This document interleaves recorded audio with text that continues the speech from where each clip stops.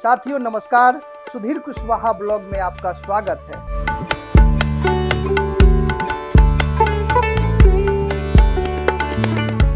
पटना से आने के लिए पहले हाजीपुर आना होगा और हाजीपुर से वैशालीगढ़ की दूरी लगभग 36 किलोमीटर है। हम लोग अभी हाजीपुर से वैशालीगढ़ के लिए निकलेंगे। वहाँ देखते हैं कि वहाँ जो ऐतिहासिक धरोहर है वो अभी क्या क्या है, सब कुछ आपको दिखाएंगे। मेरे साथ बने रहिए। वहाँ तीन धर्मों का संगम आपको देखने को मिलेगा, बौद्ध धर्म, जैन धर्म और हिंदू धर्म। तो आप लोग बने रहिए मेरे साथ और चलिए आज घुमाते हैं आपको वैशालीगढ़। देखिए दोस्तों, हम लोग अपने साथियों के साथ निकल चुके हैं वैशाली के लिए। हम अपने निजी वाहन से जा रहे हैं। अगर आप भी आना चाहते हैं वैशाली तो आ सकते हैं, रोड से भी और निजी वाहन से भी। महाराणा प्रताप चौक पर हम लोग आ गए हैं। यहाँ से बाएं होंगे वैशाली के लिए और सीधे मुजफ्फरपुर चला जाएगा। भगवान महावीर का जन्म स्थली यहाँ से अब मात्र 10 किलोमीटर बचा है। देखिए, आप लोग देख सकते हैं कितना हरा भरा मौसम है। पूरा प्रकृति की सुंदरता आपको देखने को मिलेगा। दोस्तों, आप मेरे साथ ऐसे ही बने रहिए। आगे हम दिखाते हैं एक से खूबसूरत जगह है वैशाली की। तो चलिए हम लोग चलते हैं। देखिए दोस्तों, अब हम लोग वैशाली की पावन धरती पर पहुंच चुके हैं। ये प्रवेश करने का मुख्य द्वार है। आप लोग देख रहे हैं यहाँ पे एक बोर्ड भी लगा हुआ है। ये आगे कितना किलोमीटर है ये टोटल आपको देखने को मिलेगा।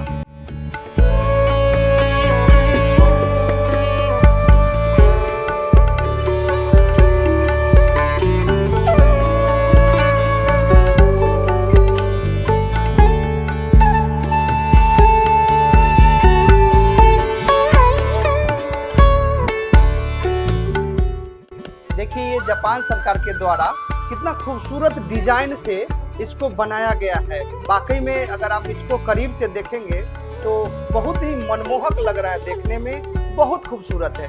देख रहे हैं आप लोग, ये जो सामने है, ये देखिए, ये सब सामने बहुत खूबसूरत लग रहा है।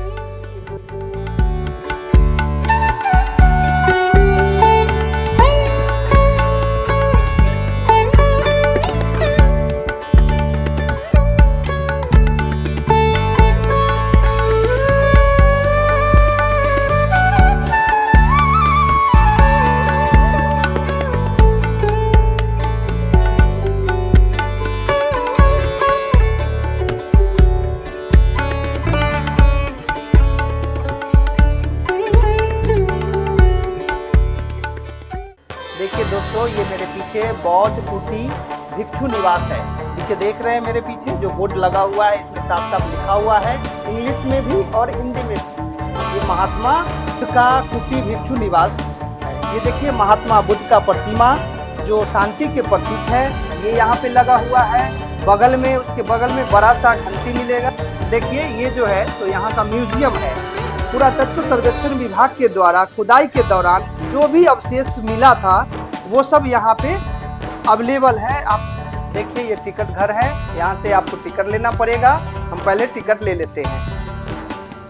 देखिए, हम लोग टिकट ले लिए हैं। 10 रुपया एक आदमी का लगता है यहाँ पे टिकट का। साथियों, यहाँ पे कैमरा अलाउ नहीं है। पुरातत्व सर्वेक्षण की खुदाई के दौरान जो भी चीज़ यहाँ पे मिला था, जैसे मिट्टी के बर्तन, मूर्ति, बच्चे का खिलौना, देवी देवताओं की आकृतियाँ, आभूषण, कीमती पत्थरें, कांच का बना बर्तन, मिट्टी का मोहर, प्राचीन सिक्का, ये सब चीज़ आपको यहाँ पे देखने को मिलेगा।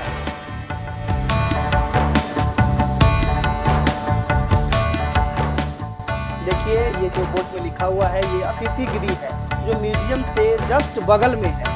आप लोग आएंगे तो देखेंगे।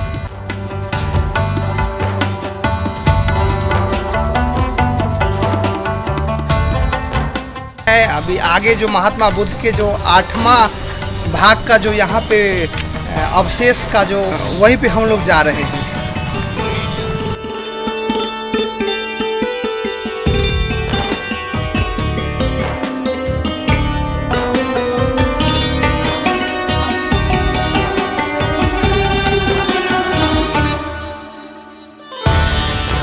साथियों, वैशाली का यह कुशीनगर है। यह स्थान बौद्ध धर्म का महत्वपूर्ण स्थान माना जाता है। महात्मा बुद्ध की मृत्यु के बाद उनके पवित्र अवशेषों को 8 भागों में जब बांटा गया था जिसका 8वां हिस्सा इसी जगह पर लाकर उसका अंतिम संस्कार किया गया था।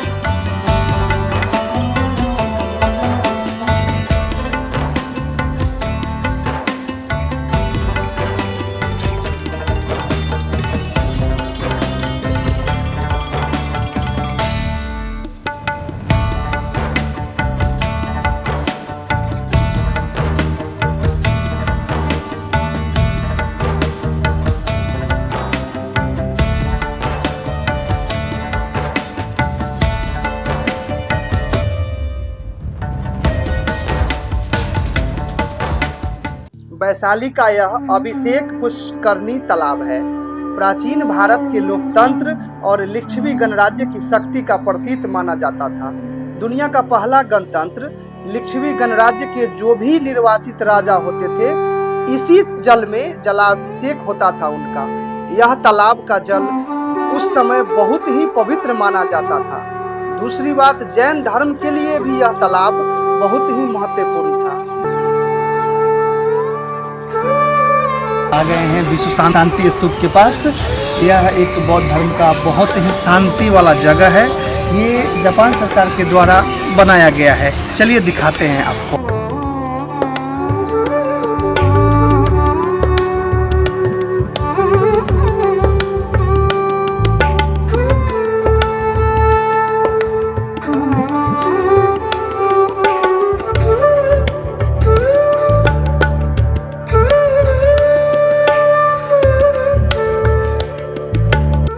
साथियों, यह वैशाली का विश्व शांति स्तूप है। आधुनिक युग का एक ऐसा स्मारक जो शांति, अहिंसा और भगवान बुद्ध के प्रतीक वैश्विक श्रद्धा को दर्शाता है। देखिए आप लोग, यह सफ़ेद रंग के संगमरमर से बना हुआ है। यह 1996 में जापान सरकार के द्वारा बनवाया गया था। यहाँ पे भगवान बुद्ध की 4 स्वर्ण मूर्तियाँ लगाई गई है, जो बुद्ध के जीवन के 4 सबसे महत्वपूर्ण पड़ाव को दर्शाती है, जैसे उनका जन्म, ज्ञान की प्राप्ति, प्रथम उपदेश और महापरिनिर्वाण। तो आपको जब भी मौका मिले यहाँ पे आइए और ये सब ऐतिहासिक चीज़ को जरूर देखिए। शांति मिलेगा, बहुत अच्छा लगेगा आपको।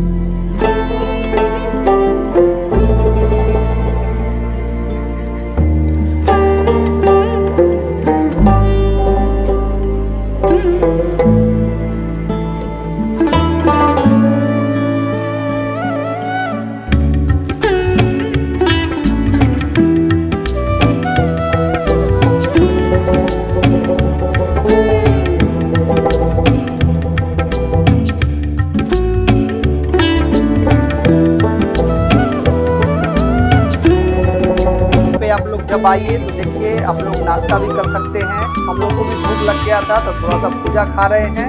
और भी गुपचुप मिल जाएगा, चाट मिल जाएगा, सब कुछ आपको यहाँ पे लगभग मिल जाएगा, आप लोग खा सकते हैं।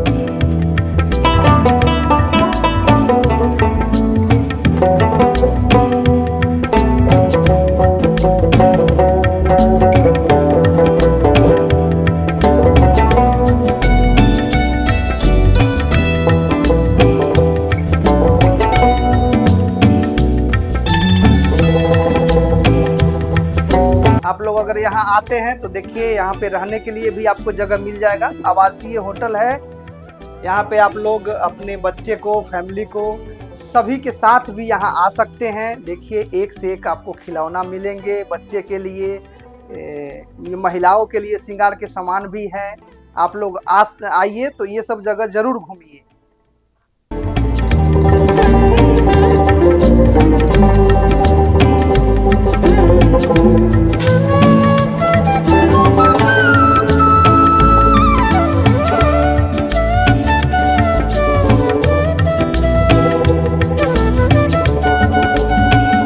यहाँ पे झूला भी मिलेगा आपको, बच्चे लोग को यहाँ इस पे घुमा सकते हैं, बैठा सकते हैं।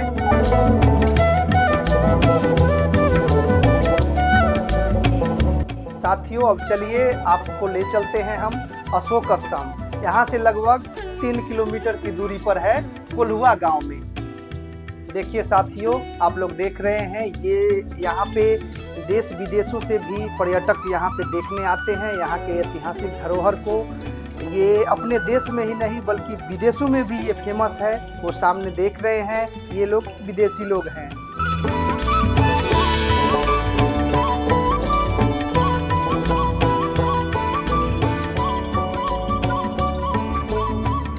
देखिए ये टिकट घर है। यहाँ से अब हम लोग को टिकट लेना पड़ेगा। इंडियन के लिए 25 रुपया लगता है यहाँ, और विदेशी पर्यटक के लिए यहाँ 300 रुपया लगता है। आइए हम लोग टिकट ले लेते हैं, उसके बाद चलेंगे अंदर।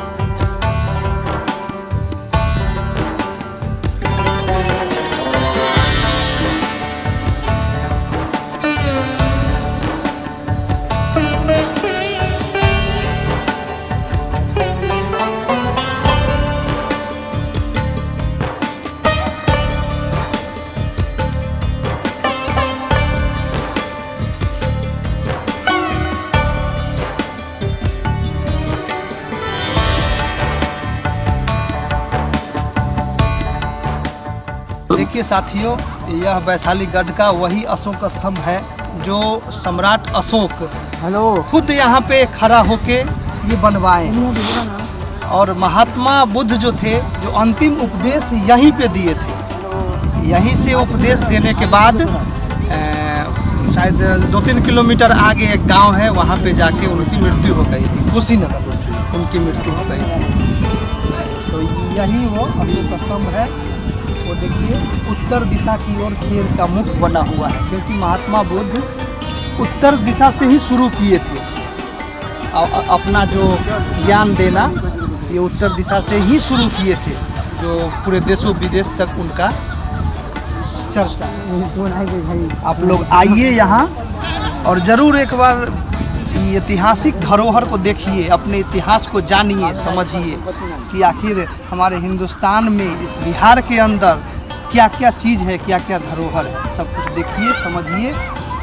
फिर मिलते हैं आपसे थोड़ी देर में। साथियों, वैशालीगढ़ का यह वह ऐतिहासिक धरोहर है जिसे महान सम्राट ने खड़े होकर खुद बनवाया था। यह महान सम्राट अशोक के जीवन में आए आध्यात्मिक बदलाव और भगवान बुद्ध के प्रति उनके गहरे सम्मान की कहानी है। यह स्तंभ की स्थापना का मुख्य उद्देश्य यही था कि भगवान बुद्ध ने अपना अंतिम उपदेश यहीं दिए थे। यह वही जगह है जहां भगवान बुद्ध ने अपनी मृत्यु की घोषणा किए थे।